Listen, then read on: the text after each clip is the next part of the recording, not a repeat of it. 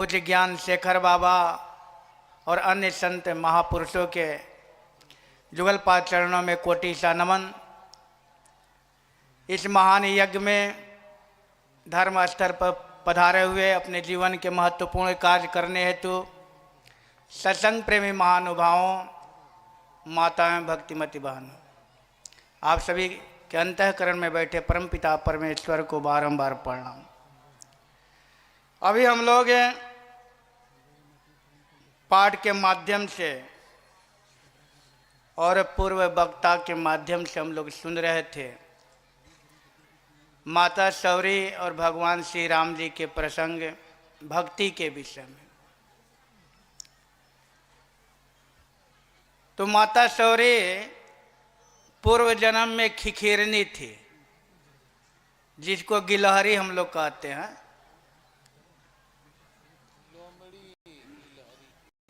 और जहाँ पर साधु महात्मा भोजन करते हैं, हाथ धोते हैं, कुल्ला आचमन करते हैं, उसी में वो खिखिरनी स्नान करती थी, पान करती थी, भोजन करती थी। इसके चलते उसका शरीर छूटा, पूरा हुआ और दूसरा शरीर में राज रानी बनी, सुंदर स्त्री के रूप में आई, राजा के घर के बेटी बनी, राजा के घर में शादी हुई, राज रानी हो गई। लेकिन राजा की बेटी जो जितने ऊंचे परिवार में रहते, कुल में रहते हैं ना, उतना ही ऊंचा बंधन होता है। अब राजरानी होने के कारण छूटा नहीं थी, स्वतंत्र नहीं थी, परतंत्र थी, अपने मन से कुछ कर नहीं रही थी। एक दिन उन्होंने अपने पति देव से विचार की, मैं संत महापुरुषों की सेवा करनाती हूँ, इसलिए सत्संग कराइए। तो उनके पति देव भी धर्मात्मा थे। पत्नी की बात सुन करके उन्होंने बहुत अच्छा यज्ञ कराया, संत महापुरुषों को बुलाया। उस महफिल में राजरानी थी, तो जाए तो कैसे, सेवा करे तो कैसे, अपना वेश बदल ले, फटी पुरानी मैली कुचैली कपड़ा पहन करके उस यज्ञशाला में जाती थी और साधु महात्मा जहाँ भोजन करते थे उस बर्तन को उठाती थी, जूठन उठाती थी, पोछा मारती थी। वेश इसलिए बदली कि मतलब कुल खानदान का इज्जत न जाए, राजरानी हूँ, इसलिए इज्जत बचाने के लिए सेवा करती थी। एक दिन की बात है कि उसी सेवा के दरमियान एक पहुँचे हुए महापुरुष आ गए उस यज्ञ में। लेकिन जो पहुँचे हुए महापुरुष होते हैं ना, उनका दृष्टि पैनी दृष्टि होता है। जैसे शीशा के अलमारी में कोई वस्तु रखी है तो बाहर से आप देख लीजिएगा, उसी तरह संत महापुरुष होते हैं, वो अंदर की बात को जान जाते हैं।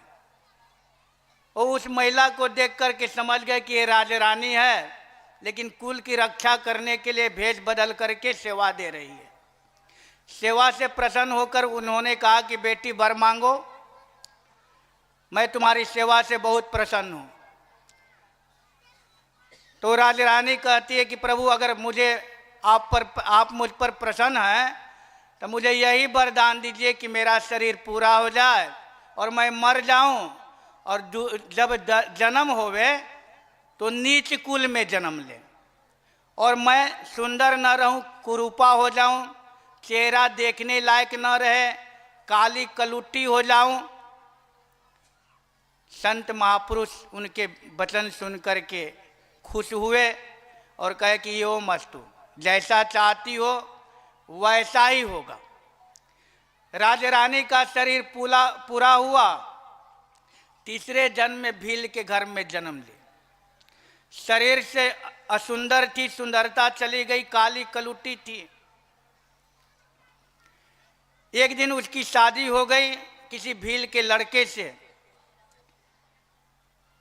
कन्या को लेकर के जंगल के रास्ते से जा रहे थे, पति देव, अचानक हवा का झोंका लगा और चेहरा से जो घूंघट होता है, आज तो प्रथा घूंघट का खत्म हो रहा है, लेकिन माताएं बहनें घूंघट काढ़ती थी। राजस्थान में जाइएगा तो ये एक हाथ का घूंघट आज भी चलता है।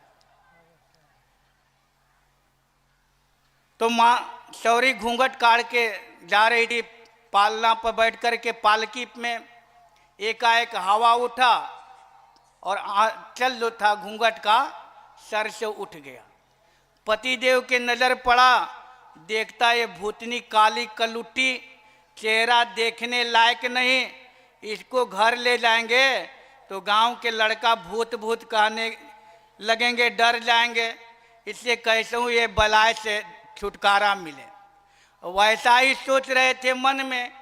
और शौरी माता भी सोच रही थी कि मैं कैसे बंधन में फंस गई, ऐसा इससे भी छुटकारा मिल रहा, जंगल है, साधु महात्मा होंगे, सेवा करने का मौका मिलेगा।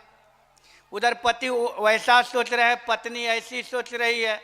इसी दरमियान पति देव जो थे पत्नी को बीच जंगल में ही छोड़ दिए और छोड़ करके चले गए। माता शौरी चाहती थी उसी जंगल में साधु महात्मा रहते थे। उनका नित्य कार्य था कि अर्धरात्रि में उठ करके साधु महात्मा की कुटिया को साफ करती थी, जंगल से लकड़ी काट कर जलावन के लिए रख देती थी, चौका बर्तन सब कर देती थी समय से पहले।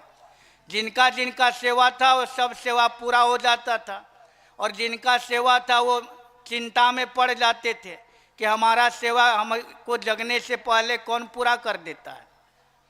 तो उन लोगों ने अपने गुरुजी से कहा कि हमारा सेवा जो था वो किसने पूरा कर देता है बिना कहे। तो गुरु महाराज जी कहते हैं कि अच्छा तुम लोग पता लगाओ तुम्हारा सेवा कौन पूरा करता है। भक्ति के विषय में वो तो अंतर्यामी थे। एक वास्तविक शिष्य ने में रात भक्ति में जाग करके दो देखा, प्रकार का बताया गया है। थोड़ा सा हट ले भैया। वही तो काली कलुट्टी अरण्य कांड से नारी आती है, पाठ में अर्धरात्रि शरीर पूरा होने लगा गुरु मतंग ऋषि का। तो अपनी शिष्या शौरी से कहते हैं कि बेटी तुम इस आश्रम को छोड़कर जाना नहीं, समय पाकर तुमको भगवान का दर्शन। श्री सद्गुरु महाराज की जय। पूज्य बाबा का पदार्पण हो रहा है। स्वागतम गुरुदेव, शरणागतम गुरुदेव, स्वागतम गुरुदेव, शरणागतम गुरुदेव।